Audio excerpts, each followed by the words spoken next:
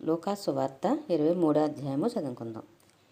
అంతటా వారందరూ లేచి ఆయనను పిలాతు వద్దకు తీసుకుని పోయి, ఇతడు మా జనులను తిరగబడ ప్రేరేపించుచు కైసరకు పన్నియవద్దనియు తానే క్రీస్తును ఒక రాజుననియు చెప్పగా మేము వింటుమని ఆయన మీద నేరం మోపసాగిరి.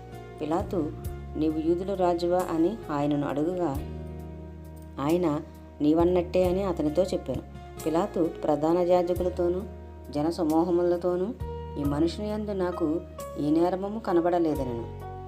అయితే వారు ఇతడు గలిలీ దేశం మొదలుకొని ఇంతవరకు యూదయ దేశం అంతటా ఉపదేశించుచు ప్రజలను రేపుచున్నాడని మరింత పట్టుదలగా చెప్పిరి.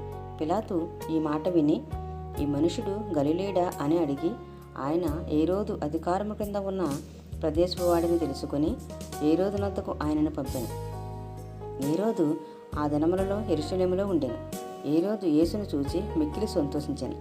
ఆయనను గూర్చి చాలా సంగతులు విన్నందున ఆయన ఏదైనా ఒక సూచక్రియ చేయగా చూడ నిరీక్షించి బహుకాలము నుండి ఆయనను చూడగోరెను. ఆయనను చూచినప్పుడు చాలా ప్రశ్నలు వేసినను ఆయన అతనికి ఉత్తరమేమీ ఇయ్యలేదు. ప్రధాన యాజకులను శాస్త్రులను నిలువబడి ఆయన మీద తీక్షణముగా నేరం మోపిరి. హేరోదు తన సైనికులతో కలిసి ఆయనను తృణీకరించి అపహసించి ఆయనకు ప్రశస్తమైన వస్త్రములు తొడిగించి పిలాతు వద్దకు మరలా పంపాను.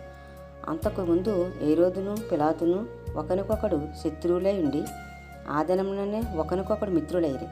అంతటా పిలాతు ప్రధాన యాజకులను అధికారులను ప్రజలను పిలిపించి, ప్రజలు తిరగబడినట్లు చేయుచున్నాడని మీరు ఈ మనుషుని నా యొద్దకు తెచ్చితిరే. ఇదిగో నేను మీ ఎదుట ఇతనిని విమర్శింపగా మీరు అతని మీద మోపిన నేరములో ఒక్కటైనను నాకు కనబడలేదు, హేరోదునకు కూడా కనబడలేదు. హేరోదు అతను మా యొద్దకు తిరిగి పంపెను కదా, ఇదిగో మరణమునకు తగినదేదియు ఇతడు చేయలేదు. కాబట్టి నేను అతనిని శిక్షించి విడుదల చేయుదునని వారితో చెప్పగా, వారందరూ వీనిని చంపివేసి మాకు బరబ్బను విడుదల చేయమని ఏకగ్రీవముగా కేకలు వేశారు. వీడు పట్టణంలో జరిగించిన ఒక అల్లరి నిమిత్తమును నరహత్య నిమిత్తమును చెరసాలలో వేయబడినవాడు. పిలాతు యేసును విడుదల చేయగోరి వారితో తిరిగి మాటలాడినను వారు వీనిని సిలువ వేయము అని కేకలు వేసిరి. మూడవ మారు ఇతడు ఏ దుష్కార్యం చేసెను, ఇతని యందు మరణముకు తగిన నేరమేమీ నాకు అగబడలేదు గనుక నేను ఇతనిని శిక్షించి విడుదల చేతునని వారితో చెప్పాను. అయితే వారొకే పొట్టుగా పెద్ద కేకలు వేసి వీనిని సిలువ వేయమని అడుగుగా వారు కేకలే గెలిచెను. కాగా వారు అడిగినట్టే జరగవలెనని పిలాతు తీర్పు తీర్చి అల్లరి నిమిత్తమును నరహత్య నిమిత్తమును చెరసాలలో వేయబడి ఉండిన వారిని వారు అడిగినట్టు వారికి విడుదల చేసి యేసును వారికి ఇష్టం వచ్చినట్టు చేయుటకు అప్పగించెను. వారు ఆయనను తీసుకుని పోవచుండగా పల్లెటూరు నుండి వచ్చుచున్న కురేనీయుడైన సిమోనును ఒకను పట్టుకుని యేసు వెంట సిలువను మోయుటకు అతని మీద దానిని పెట్టిరి. గొప్ప జన సమూహమును ఆయనను గూర్చి రొమ్ము కొట్టుకునుచు దుఃఖించుచున్న చాలామంది స్త్రీలను ఆయనను వెంబడించిరి. యేసు వారి వైపు తిరిగి, యెరూషలేము కుమార్తెలారా, నా నిమిత్తం ఏడవకుడి, మీ నిమిత్తమును మీ పిల్లల నిమిత్తమును ఏడుగుడి. ఇదిగో గొడ్రాండును కనని గర్భములను పాలియ్యని స్తన్యములను ధన్యములైనవని చెప్పు దినములు వచ్చుచున్నవి. అప్పుడు మా మీద పడుడని పర్వతములతోనూ మమ్ము కప్పుడని కొండలతోనూ జనులు చెప్పసాగుదురు. వారు పశ్చిమురానికే ఇలాగు చేసిన ఎడల ఎండిన దానికి ఏమి చేయుదురు అని చెప్పాను. మరి ఇద్దరు ఆయనతో కూడా చంపబడుటకు తేబడిరి. వారు నేరము చేసిన వారు కపాలమనబడిన స్థలమునకు వచ్చినప్పుడు అక్కడ కుడివైపున ఒకరిని ఎడమవైపున ఒకరిని ఆ నేరస్తులను ఆయనతో కూడా సిలువ వేసిరి. యేసు, తండ్రి, వీరేమి చేయుచున్నారో వీరెరుగరు గనుక వీరిని క్షమించుమని చెప్పాను. వారు ఆయన వస్త్రములు పంచుకొనుటకే చీట్లు వేసిరి.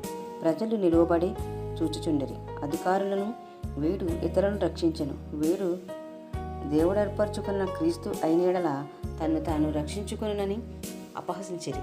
అంతటా సైనికులు ఆయన వద్దకు వచ్చి ఆయనకు శిరకనిచ్చి, నీవు యూదుల రాజువైతే నిన్ను నీవే రక్షించుకొనమని ఆయనను అపహసించిరి. ఇతడు యూదుల రాజని పై విలాసం కూడా ఆయనకు పైగా వ్రాయబడిన. వేలాడవేయబడిన ఆ నేరస్తులలో ఒకడు ఆయనను దూషించుచు, నీవు క్రీస్తువు కదా, నిన్ను నీవు రక్షించుకొనుము, మమ్మును కూడా రక్షింపమని చెప్పాను. అయితే రెండోవాడు వారిని గద్దించి, నీవు అదే శిక్షావిధిలో ఉన్నావు గనుక దేవునికి భయపడవా? మనకైతే ఇది న్యాయమే. మనము చేసిన వాటికి తగిన ఫలము పొందుచున్నాము. కానీ ఈయన ఏ తప్పిదమును చెయ్యలేదని చెప్పి ఆయనను చూచి, యేసు, నీవు నీ రాజ్యములోనికి వచ్చినప్పుడు నన్ను జ్ఞాపకం చేసుకొనమనెను. అందుకు ఆయన వానితో, నేడు నీవు నాతో కూడా పరదైసులో ఉందువని నిత్యముగా నీతో చెప్పుచున్నానెను. అప్పుడు రమారమి మధ్యాహ్నం ఆయను. అది మొదలుకుని 3 గంటల వరకు ఆ దేశం అంతటి మీద చీకటి కమ్మెను. సూర్యుడు అదృష్టుడాయను. గర్భాలయపు తెర నడిమికి చినిగెను. అప్పుడు యేసు గొప్ప శబ్దముతో కేకవేసి, తండ్రి, నీ చేతికి నా ఆత్మను అప్పగించుకొనుచున్నానెను. ఆయన ఇలాగు చెప్పి ప్రాణం విడిచెను. శతాధిపతి జరిగిన చూచి, ఈ మనుషుడు నిజముగా నీతిమంతుడై ఉండెనని చెప్పి దేవుని మహింపరచెను. చూచుటకే కూడి వచ్చిన ప్రజలందరూ జరిగిన కార్యమును చూచి రొమ్ము కొట్టుకొనుచు తిరిగి వెళ్ళిరి. ఆయనకు నెలవైన వారందరూ గలిలయ నుండి ఆయనను వెంబడించిన స్త్రీలను దూరముగా నిలుచుండి వీటిని చూచుచుండిరి. అరిమతయ్య అను యూదుల పట్టణపు సభ్యుడైన యోసేపు అను ఒకడుండెను. అతడు సజ్జనుడును నీతిమంతుడై ఉండి వారి ఆలోచనకును వారు చేసిన పనికిని సమ్మతింపక దేవుని రాజ్యము కొరకు కనిపెట్టుచుండినవాడు. అతడు పిలాతునొద్దకు వెళ్ళి యేసు దేహము తనకిమ్మని అడుగుకొని దాని క్రిందకి దించి సన్నపు నారపట్టతో చుట్టి తొలిచిన రాతి సమాధిలో ఉంచెను. అందులో ఎవడునూ అంతకు మునిపెప్పుడునూ ఉంచబడలేదు.